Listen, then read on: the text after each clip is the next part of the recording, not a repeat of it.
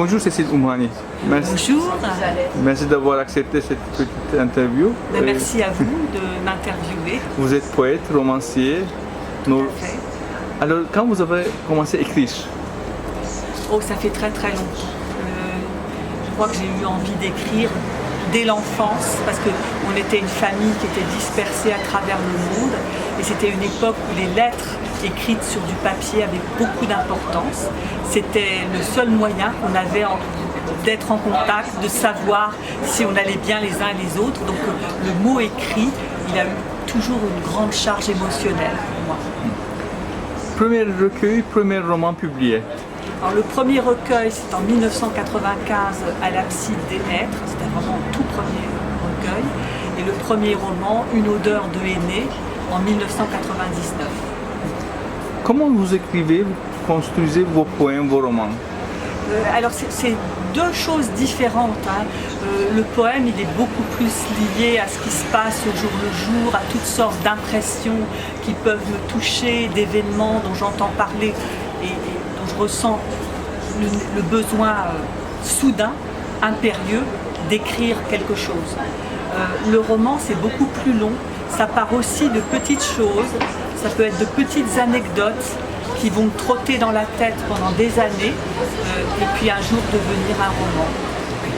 Je pense par exemple au Café d'Ilka, que je n'ai pas avec moi aujourd'hui. C'est un roman qui est né d'un voyage que j'ai fait dans les Balkans. J'avais été invitée à un festival de poésie en République de Macédoine. C'était en 2005 et puis l'avion s'est arrêté à Budapest et à l'aéroport de Budapest j'ai croisé une femme et je n'oublierai jamais la tristesse de cette femme. Elle dégageait un halo de tristesse autour d'elle et puis je l'ai vue partir dans un couloir et il y avait deux avions, un avion qui partait à Sarajevo et un autre à Pristina. Je ne sais pas dans quelle des deux villes elle est partie, mais j'ai eu l'impression que toute cette histoire, elle la portait autour d'elle. Et le roman est né de ça. Donc il m'a fallu du temps. Alors que par exemple, l'hiver dernier, j'ai écrit un poème sur ce qui s'est passé en Biélorussie quand il y avait tous ces réfugiés qui étaient bloqués dans la neige. Là, c'est quelque chose qui est venu comme un coup de poing en pleine figure et j'ai tout de suite pris la plume pour écrire ce poème. Donc c'est un peu comme ça que ça se passe. Et les auteurs, les artistes qui vous ont marqué? Il y en a beaucoup, là, c'est difficile. Alors, je suis née entre deux cultures, entre deux langues. J'ai grandi entre le français de mon père et l'anglais de ma mère. Et c'est vrai que les écrivaines, les sœurs Brontë, elles m'ont beaucoup marqué. Virginia Woolf, pour moi, c'est un monument de littérature. En poésie, j'aime beaucoup Philippe Jacotet, Yves Bonnefoy. Alors ça, j'ai découvert plus tardivement Orhan Pamuk. J'aime beaucoup Orhan Pamuk. Un livre comme Le Livre Noir, c'est un livre absolument magnifique. Et puis en 2003, j'ai découvert l'écriture de Aslı Erdoğan à travers son roman La ville dont la cape est rouge. C'est un roman absolument magnifique. Plus de 20 ans après, en dehors du fait qu'elle est devenue une amie, c'est un roman qui m'a beaucoup marqué. Qu'est-ce que vous pensez de la poésie actuelle francophone? Francophone, je trouve que c'est très important qu'il y ait des langues et des cultures qui se croisent à travers la langue française. Parce que finalement, un poète de langue francophone, il va donner un rythme, il va donner un imaginaire à sa poésie et qui vient enrichir la langue française, qui vient ouvrir d'autres fenêtres. Et ça, je trouve ça passionnant. Et d'ailleurs, dans le monde dans lequel on vit, il faut qu'il y ait beaucoup de fenêtres qui s'ouvrent les uns sur les autres. On est une seule humanité, mais avec une multiplicité d'imaginaires, de traditions qui sont passionnantes à découvrir. Alors la francophonie, comme je dirais même l'anglophonie aussi, parce que ça existe au niveau de la littérature anglophone, c'est aussi l'occasion que ces imaginaires se rencontrent à travers la langue française ou à travers la langue anglaise pour les anglophones d'Inde, d'Afrique anglophone. Moi, les frontières, j'ai beaucoup de mal avec les frontières. La traduction. Alors, la traduction. Est-ce que je traduis ou est-ce que j'ai été traduite? La traduction, c'est, voilà, dans le prolongement de ce qu'on vient de dire, c'est quelque chose d'essentiel. Et ça m'arrive de traduire des poètes quand il y a quelque chose de... Je ne suis pas une traductrice, mais quand il y a quelque chose de fort qui passe. Et souvent, quand je l'ai fait dans le passé, c'est parce que j'avais rencontré le poète ou la poète. Je ne connaissais pas forcément toujours la langue d'écriture du poète, mais ce qui a été formidable, c'est de découvrir qu'à travers le dialogue et la présence de la personne que je traduisais sur comme ça quelques poèmes, j'ai pu le faire.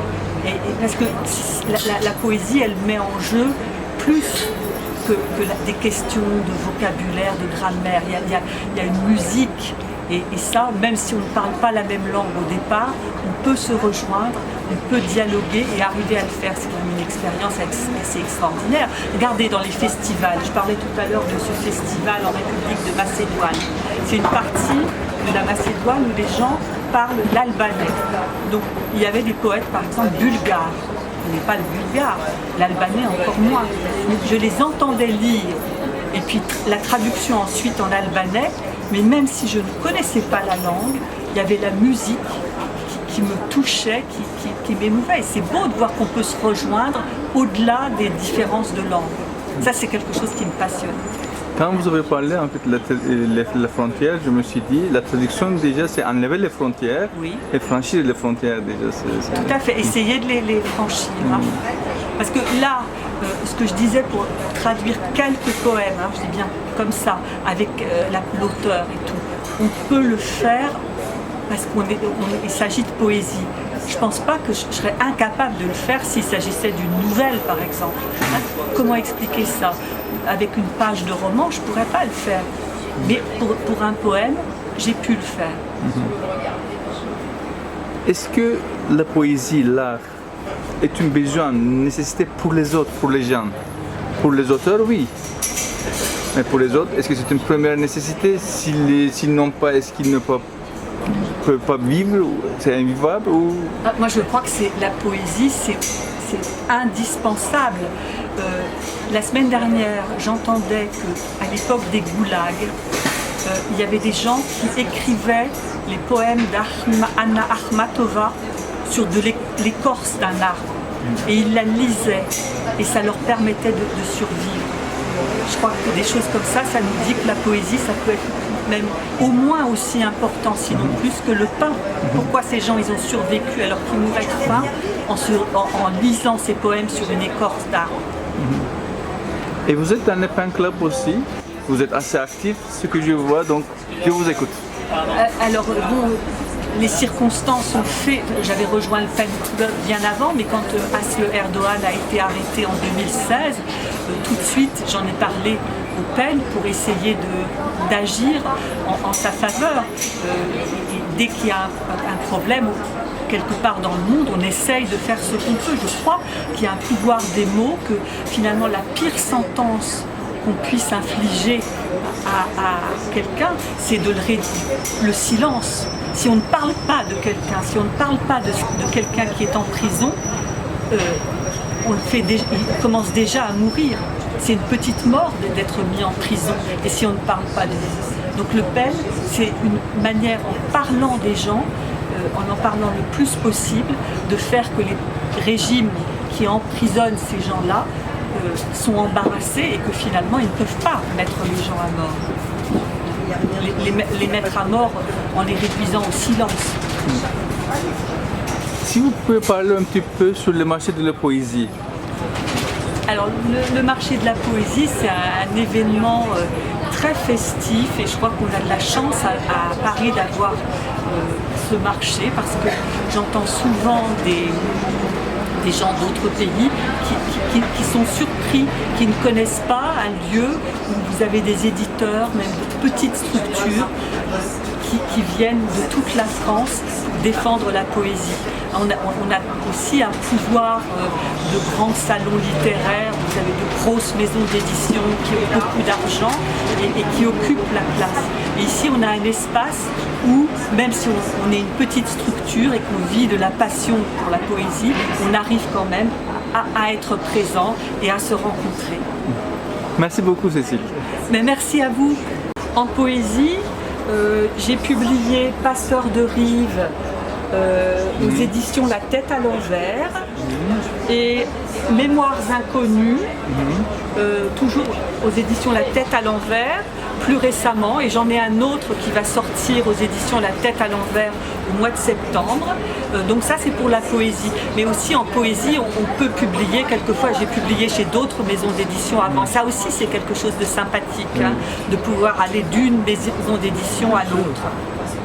Alors je vais lire un ou deux poèmes de Passeur de rive. Passeuse de rive, tu comptes sans te lasser les nuages qui séparent ta fenêtre de l'aube. Tu cherches sur la grève les mots de la mer, ceux qu'elle glissait et roulait dans l'écheveau de ses langues. L'hiver avant la Noël, elle les accrochait sur un fil devant la cheminée. Elle les avait pris dans la boîte aux lettres au fond du jardin. Ils étaient transis de froid, il fallait les réchauffer. Et puis, ils ne sonnaient pas comme ceux des autres enfants à l'école. Tu les retrouves nichés dans des coquillages et tu fredonnes avec eux le chant perdu de la mer. Il bat si loin dans chacune de tes veines et frappe le sol avec ton pas. Longtemps, tu tries sous la pluie les couleurs de ces paysages, celles qu'elle pétrissait et cuisait pour toi avec le pain du matin, habitante égarée de pays que tu n'avais jamais vus et qui étaient les siens. Tu ne savais pas qu'ils étaient les tiens. Tu vivais dans une ville sans rive, et les cygnes les dessinaient le soir, là-bas au couchant, avec de longs cris aigres. La mer les brodait, puis les mettait dans des enveloppes qui partaient très loin vers un autre continent. Le temps les a peintes avec ses lettres sur les étoffes qui s'égouttent aux arbres après l'averse. Tu les étends à la fenêtre et tu gardes au creux de tes mains tous ces chemins que personne ne connaissait dans la ville sans rive. Tes mains luisent dans la nuit, remplies de maisons et de visages, ceux de là-bas, et tu marches, toi, la passeuse de rive. Tu cherches ton passé au creux des nids que l'hiver accroche haut dans les peupliers. Les oiseaux fervents de rive et de voyage y ont laissé leurs songes en obole avant l'errance du ciel. Tu t'adresses au vent replié dans sa masure aux lisières de la nuit. Il chasse les ronces à grands coups de drap devant l'âtre où s'enflamment tes rêves avec une brassée de feuillage. Le vent t'offre un lit de brume et une barque pour franchir le fleuve. L'enfance, de l'autre côté, danse dans sa robe de neige et dresse la table pour toi, l'invité des abeilles. Tu rejoins le passé dans le marc séché d'un bol de faïence ébréchée. La vitre fêlée, sans relâche, tisse sa toile de givre, rattrapée chaque fois par l'aube moqueuse. Le temps pour toi d'apercevoir les loirs encore endormis, enfuir le jour sous leur pelletée d'astres. Rien n'a changé de place, ni le fauteuil en osier éclopé où sommeillent 3 chats tigrés, ni la table ronde qui boite sous sa jupe de toile cirée. Seules les cartes ignorent où se trouve ta maison, toi, navigatrice d'océans perdus sous des horloges gelées. Et éventuellement, peut-être que je vais en lire un, parce que j'écrivais aussi, il y en a qui sont en anglais, parce que ma langue maternelle. Alors est-ce que j'en lis un en anglais et la traduction ensuite? Il a été écrit d'abord en anglais. Voices of the past. We walk on in the dark, forever unfolding the past, as in the pages of a worn book. Close to the tall whispering trees at the back of the garden, brushing the tips of our fingers along scented barks and thick leaves, in search of verses spelt in a lost alphabet. Adult voices rang late into the night, lulling us to trustful sleep. We did not always understand their words, echoed by the breeze in an empty veranda. Could they ever be forgotten as the present receives a promise to be fulfilled and an unsolved puzzle? Des voix du passé. Nous marchons dans l'obscurité. Sans relâche, elle défait le passé, comme les pages d'un livre usé. De grands arbres chuchotent au fond du jardin. Nous effleurons du bout des doigts des écorces parfumées et d'épais feuillages en quête de poèmes épelés dans un alphabet perdu. Des voix d'adultes résonnaient tard dans la nuit, nous berçaient vers un sommeil confiant. Nous ne comprenions pas toujours les mots portés par la brise depuis une véranda vide. Comment les oublier alors que le présent s'éloigne, une promesse à tenir et une énigme à résoudre? Merci beaucoup. Merci à vous.